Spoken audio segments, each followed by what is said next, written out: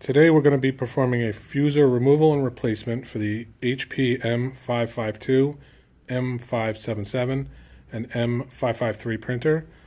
Although these look different, the engine is the same on all three, so the procedure will be identical.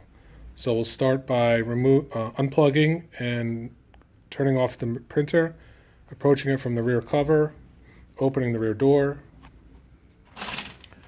Grab the fusor by the two blue knobs and pull straight back. And then to reinsert it. Now jiggle the fusor from left to right. Make sure it's firmly inserted into the printer, or you'll get an error. Then we'll close the door, and it's complete. Now to reset the page counts on these, I'll leave it in the comments. It's like a 5-point checklist. If you like these videos, please like and subscribe, and we'll do more of them. And visit metrofusor.com for more information.